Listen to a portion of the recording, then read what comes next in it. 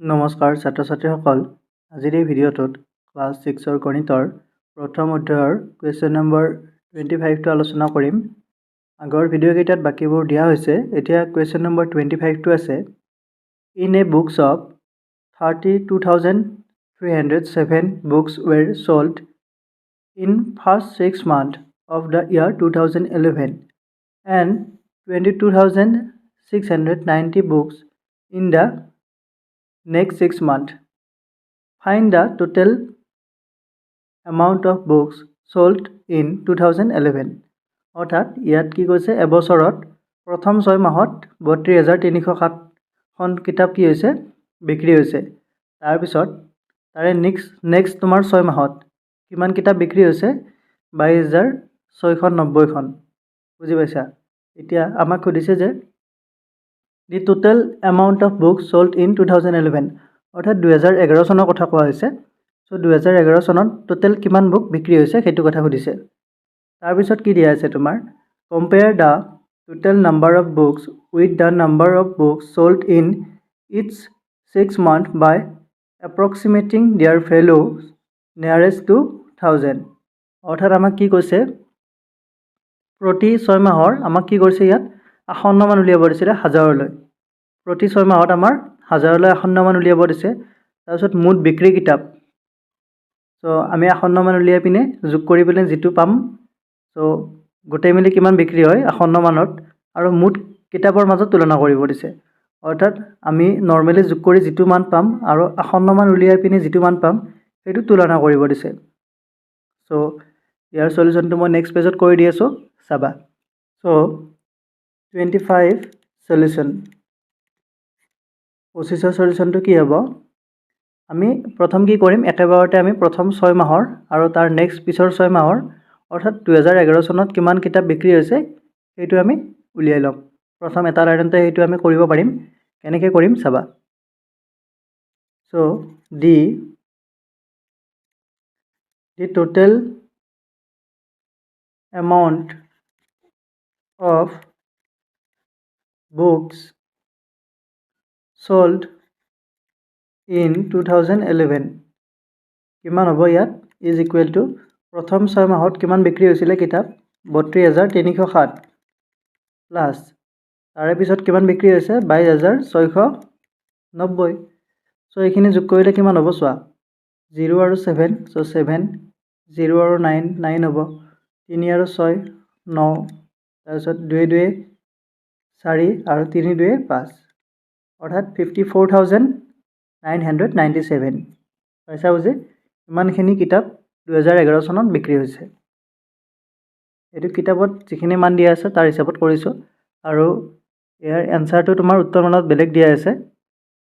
হয়তো তাত তোমাৰ কুৱেশ্যনটোত অলপ খেলি মেলি হৈছে, সেইকাৰণে এনচাৰটো অলপ বেলেগ দিয়া আছে। এতিয়া আমি এইখিনি পাই গ'লোঁ 2011 চনত মুঠ কিমান কিতাপ বিক্ৰী হৈছে। এতিয়া আমি কি কৰিম, প্ৰথম যিটো 6 মাহত বিক্ৰী হৈছিলে আৰু তাৰ নেক্সট 6 মাহত বিক্ৰী হোৱা, সেইখিনিৰ আমি কি কৰিম, আসন্ন মান উলিয়াম।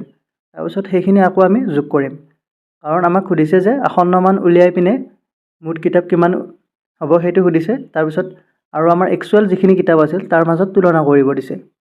চ' প্ৰথম আমি কি কৰিম, নাও এতিয়া আমি কি কৰিম, the approximate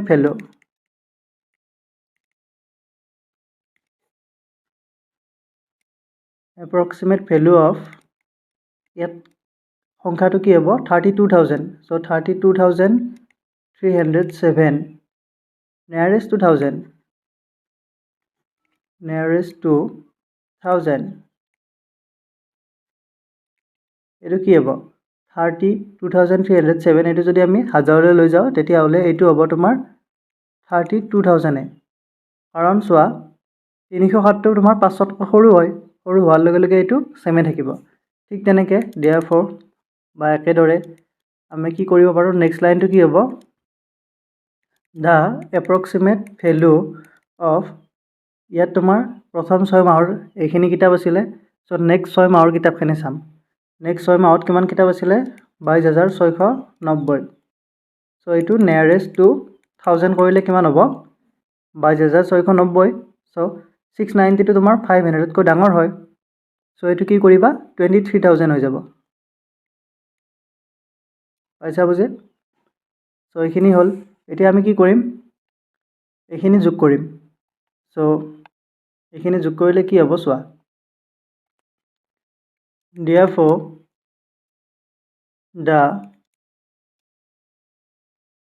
total amount of books sold in 2011 এইটো এপ্ৰক্সিমেট হয়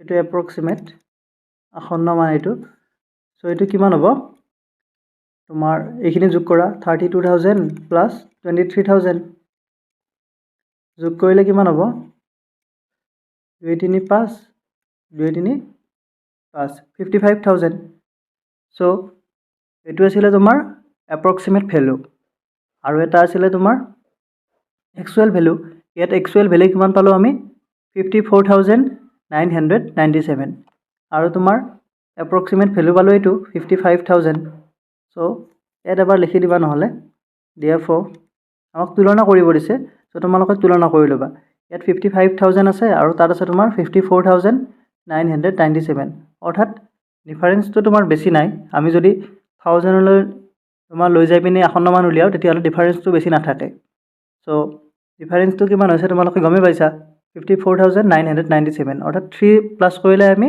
55,000 পাই যাম বুজি পাইছা চ' ইয়াত লিখি দিবা মানটো তোমালোকে চ' দ্য এপ্ৰক্সিমেট ভেলু